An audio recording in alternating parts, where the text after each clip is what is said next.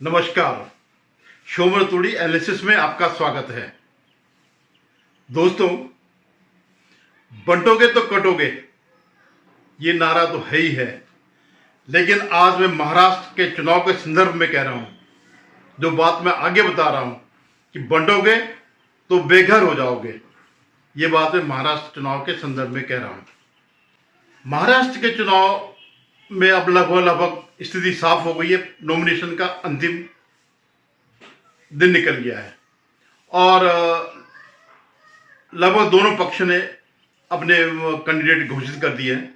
हालांकि इसमें बहुत बड़ी इनफाइटिंग भी रही है दोनों गठबंधनों में, लेकिन जहां एक तरफ महाविकास अघाड़ी की इनफाइटिंग बड़ी कड़वी रही है, वहीं महायुति ने आपस में बड़ा सामंजस्य करके ये अपने सॉल्व किया, सीटों का बंटवारा सॉल्व किया।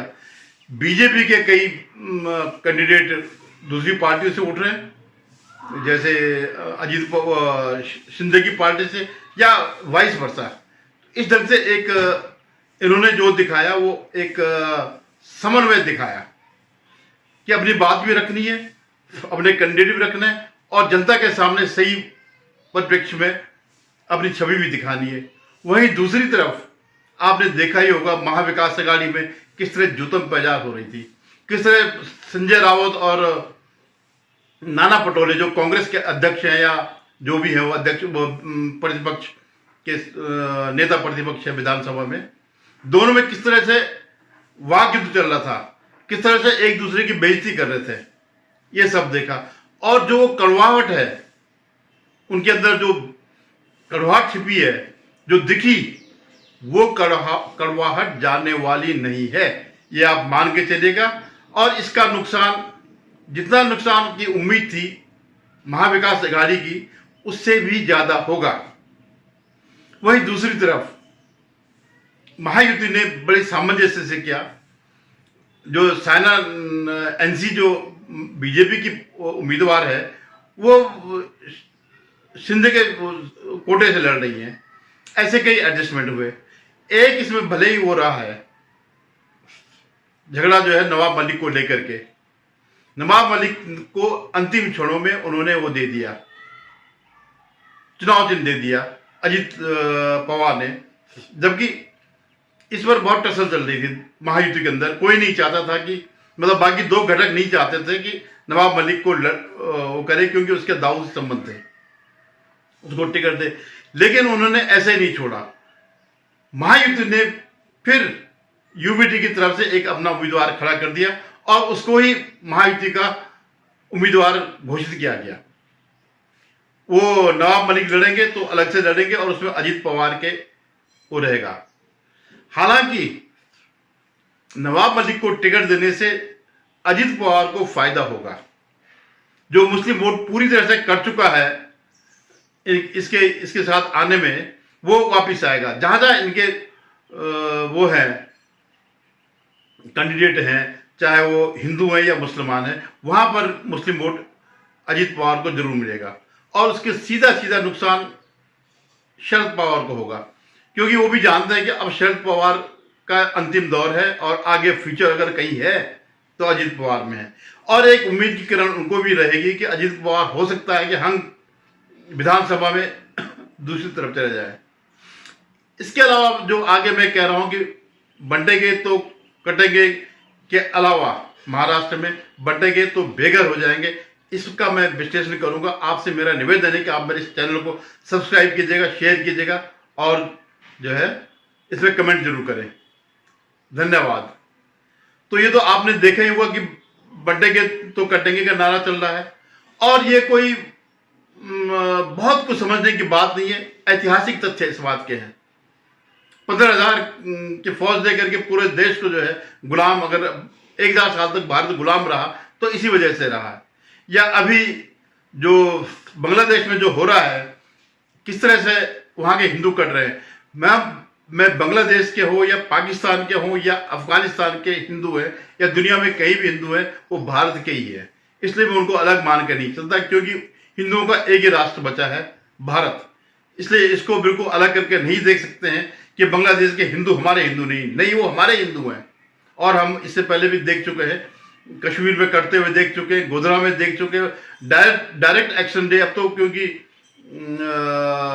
46 में होता, 70-75 साल हो गए हैं, इतिहास में कोई इस ढंग से कोई बहुत ज्यादा उसको वो नहीं किया गया। एक लाइन में ही लिखा गया होगा कि डायरेक्ट एक्शन डे में जो है जिन्ना ने और मुस्लिम लीग ने हिंदुओं के खिलाफ एक डायरेक्ट एक्शन की बात करी, जिससे कलकत्ता में और बंगाल, तत्कालीन बंगाल में जो है हिंदुओं के साथ मारकाट हुई। तो ये आजादी से सिर्फ 1 साल पहले की बात कर रहा हूं मैं। बाकी कश्मीर आपने देखा और हर उस जगह देखा जहां की ये बहुसंख्यक हो जाते हैं। तो मैं ये कह रहा हूं कि ये तो ऐतिहासिक तथ्य है, इस पर बहुत कुछ विचार करने की जरूरत नहीं है। जो भी अपने को सेकुलर कह रहे हैं वो ये ना समझें कि वो बच जाएंगे। आजकल मैं देख रहा हूं कि वो कह रहे हैं कि इंडोनेशिया में आरएसएस नहीं है, वहां 2% हिंदू है, लेकिन वो खतरे में नहीं है। लेकिन जो ये कह रहे हैं उनको पता नहीं कि उससे पहले 13वीं सदी से पहले वहां पर हिंदुइज्म था और बुद्धिज्म था। ये जो नव बौद्ध है, आज कहां पर इंडोनेशिया में बौद्ध कहां है, जो उनका पूरा साम्राज्य था? क्यों वो इस्लामिक राष्ट्र बन गया?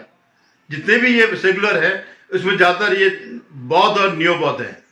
न्यो बौद्ध माने जो अम्बेडकरवादी है, तो इनके लिए कोई वो नहीं है। और ये अम्बेडकरवादी ये भूल रहे हैं कि बांग्लादेश में जो मारे जा रहे हैं वो मैक्सिमम जो है दलित समुदाय के लोग हैं, जिन्होंने जोगिंद्रनाथ मंडल का साथ दिया था। लेकिन मैं फिर आ रहा हूं कि बंटोगे तो बेघर हो जाओगे। क्यों? आज जो तीनों पार्टियां यहां पर सत्ता में है, ये तीनों मुस्लिम विरोधी है और ये तीनों वक्फ बोर्ड के समर्थक हैं। आपने सुना होगा कभी बाला साहब जो हिंदुओं के समर्थक थे, उनका बेटा कह रहा है कि मैं वक्फ की संपत्ति पर हाथ नहीं लगाने दूंगा। आज जो है कर्नाटक में हिंदुओं ने जो गलती करी, कांग्रेस को वोट दे करके उसका खामियाजा वो भुगत रहे हैं। पूरे गांव के जो किसानों की जमीन है वो हड़प ली उन्होंने, कहते कि ये वक्फ की जमीन है, उनको नोटिस चिपका दिए। आपको या मुझे या किसी को भी पता नहीं है कि कब हम पर गाज गिर जाएगी। ये जो जमीन जहां तुम रह रहे हो, जहां तुम्हारे पुरखे रह रहे हैं, जहां तुम सदियों से रह रहे हैं, वो वक्फ की जमीन है, क्योंकि कोई चेक नहीं था। और आज जो है वक्फ बोर्ड में जो अगर संशोधन अगर हो रहा है तो उस पर यही सब लोग जो है उसका विरोध कर रहे हैं। तो कर्नाटक में, इससे पहले तमिलनाडु में एक पूरा गांव और मंदिर जो है जहां सदियों से हिंदू रह रहे थे, हिंदुओं का देश ही था, वही रह रहे थे शुरू से। इस्लामिक आक्रमणकारी तो 10वीं-11वीं सदी में आए। तो ये सब जो है क्यों? क्योंकि ये सब कांग्रेस की देन है। इस देश का इस्लामीकरण करने में अगर किसी का हाथ ही नहीं सक्रिय प्रयास है तो वो कांग्रेस है। और उसी कांग्रेस को अगर आप महाराष्ट्र में लाओगे, एनसीपी कौन है? एनसीपी तो मुस्लिम वोटों पे ही जिंदा है। कोई मराठा से शरद पवार का कोई संबंध नहीं है। अगर शरद पवार का मराठों से संबंध होता तो जो मराठा आंदोलन कई दशकों से चल रहा है तो वो न्याय दिलाते, लेकिन उनका उससे कोई संबंध नहीं है। उनके लिए एक ज्योति है, खाली एक पावर हाउस है अपने लिए वोट इकट्ठा करने का। वरना वो तो केंद्र में भी रहे, वहां सत्ता में रहे, कई बार मुख्यमंत्री रहे, कई बार केंद्र में मंत्री रहे, और ये जो गत जो 2.5 साल थे उसकी भी वो कमान उनके पास थी, सूत्र उनके पास थे, वही सूत्रधार थे। तो आप ये मत समझिएगा कि ये शरद पवार कोई मराठा है, नहीं, उनका वोट बैंक इस्लामिक है। अगर ये सब लोग आ गए तो आप निश्चित मानिए, जो आज आप जितने बड़े सेकुलर बने, अपने को बहुत कुछ हो गए, किसी पर कभी भी कोई गाज गिर सकती है। और इसीलिए वक्फ बोर्ड अमेंडमेंट बिल लाया जा रहा है, उस पर जिसका विरोध हो रहा है। अगर हिंदुओं ने गलती नहीं की होती तो ये लाने की जरूरत नहीं थी। इसको कभी भी अगर पूर्ण बहुमत में होते, 303 से ऊपर होते मोदी जी, बीजेपी, तो ये एक्ट ही खत्म होता है, जड़ से ही खत्म हो जाता। कहां से आई भैया इनकी संपत्ति? जो सरकारी संपत्ति है उसको कब्जा कर लिया, जो कोई ध्यान नहीं दे रहा उसमें कब्जा कर लिया, अपने नाम पे चढ़ा दिया। तुम्हारे पूरे भारत को अपने नाम पे चढ़ा दो। तो उनका एक तर्क है कि हमने 800 साल राज किया, तो भाई ठीक है, तुम्हारे नाम पे चढ़ा रहा हो, जिसके बाद जो जमीन है सबको लीज पे बांट दो, राष्ट्रपति भवन भी लीज पे बांट दो, संसद भवन भी बांट दो, ये सुप्रीम कोर्ट भी जो है लीज पे दे दो, जितनी ट्रेन चल रही है, जितनी भी रेलवे की संपत्ति है, सब लीज पे दे दो, जितने भी वो है सब तुम्हारी संपत्ति है, जितनी डिफेंस की है उसको ठीक है, हमारी तरफ से ये लीज पर है। तो इस बात को समझेगा कि अगर बंटोगे तो बेघर हो जाओगे। आज कर्नाटक में जो अब वो सफाई दे रहे, क्यों दे रहे सफाई? Now writing a letter as well. And what? Related to the work, sir, what happened in Vijaypura? I have already made a statement. Sir ಜಯನಗರಕ್ಕೆ ಪರಿಹಾರ They are doing works in this. They have not issued any notice to farmers. See, we are not going to evict anybody who has been in possession of the property since many years. Sir, you see the BJP is in fact attacking the Congress government related to the work issue right now. You see the BY Vijendra is saying that it was under the instruction of Karnataka CM Siddaramaiah itself where this all had actually taken up, and now this government is being once again proving that it's a minority appeasement government. See, the concerned department which is handling the work properties, they would have given the notice. Yes, I don't deny that. But the question is, the Honorable Chief Minister has clarified that we have withdrawn the notices which has served to farmers, farming communities or anybody for that matter. So there ends the matter. You know, until and unless it's clarified or verified, I think no further steps will be taken. So for this point of time, I think the issue is almost over. But sir, you see now the Jayanagar MLA C.K. Ramamurthy in fact has alleged that there was no fund given to his constituency and being given to the other constituencies, sir. The BJP is in fact taking this up in the arms now. No, the DCM who is in charge of the department, BBMP, has clarified there is no such a thing. I have given the money equally. वो इसलिए दे रहे हैं क्योंकि महाराष्ट्र में चुनाव हो रहे हैं, उन्हें उससे कोई संबंध नहीं है। आज जो उसका मुख्यमंत्री और गृह मंत्री और जितने भी वहां मंत्री हुआ कह रहे कि नहीं हम नहीं होने देंगे, होने नहीं देंगे से क्या मतलब है? उनको क्यों नहीं पनिश करते हो जिन्होंने उस जमीन को अपने उसमें किया है? अगर कोई इंडिविजुअल होता तो उसकी तो आवाज ही दब जाती, कोई पूछने वाला नहीं होता। लेकिन क्योंकि पूरे गांव के गांव है तो जो है तो आवाज उठ गई, और ऐसे टाइम पे उठी कि जब चुनाव हो रहे हैं महाराष्ट्र में। क्यों नहीं तुम उनको पनिश करो? किसने ये किया?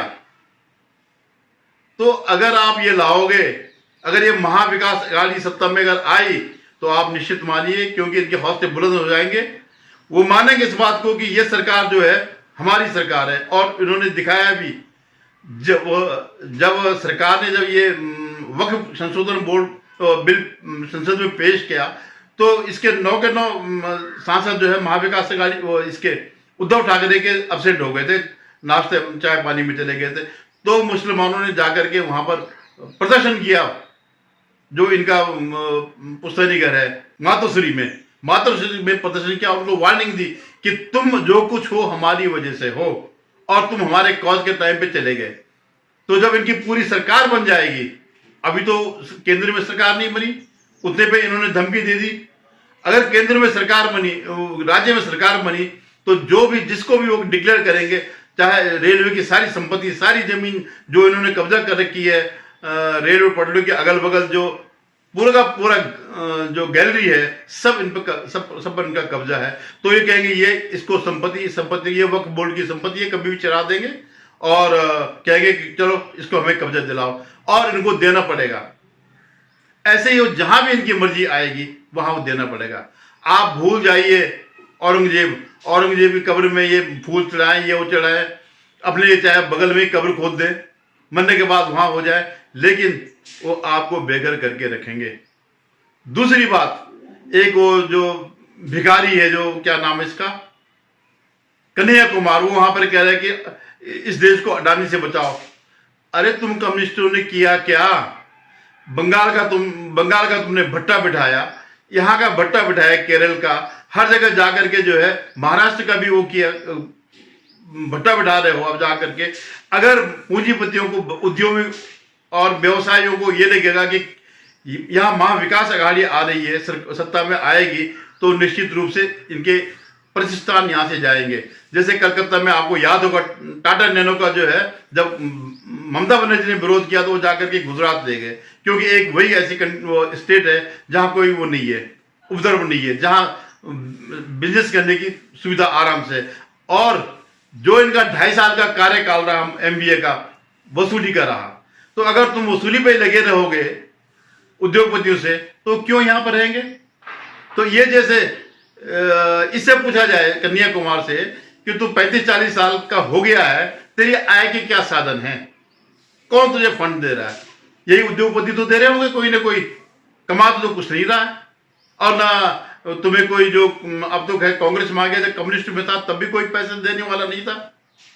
बता दिए कि तू जो ये हवाई जहाज में उछल कूद मचा रहा है, जगह जगह जा रहा है, तेरे पास पैसे कहां से आए? और कह रहा है कि ये अडानी को वो करो। अडानी एक व्यक्ति नहीं है, अडानी इस देश का जो हमारा देशी जो उद्यमी है उसका प्रतीक है। आज टाटा ने जो है पोलैंड के साथ जो है जहाज बनाने का जो कैरियर विमान जो होता है उस बनाने का वो कर दिया है। वो यहां भी हो सकता था, गुजरात में हुआ, क्यों नहीं हुआ यहां? क्योंकि यहां की स्थिति खराब है। लोकसभा चुनाव ने जो संकेत दिए हैं उसमें ये दिखा दिया है कि कभी भी आ सकते हैं, सत्ता में आ सकते हैं। तो कोई क्यों आएगा यहां पर? इन वसूली वालों के पास क्यों आएगा? तो ये दो चीजें महाराष्ट्र वालों को समझनी चाहिए। पहले कि आप बेघर हो जाओगे, दूसरा जो है यहां से पूरा व्यवसाय चले जाएगा अगर ये जैसे वसूली वाले यहां पहुंचे, या इस जैसे लंपट जो ये कन्हैया कुमार जैसे लोग जो है यहां आ जाएंगे। पुनः मेरा निवेदन है कि आप मेरे इस चैनल को देखिए, सब्सक्राइब कीजिएगा और कमेंट जरूर करिएगा।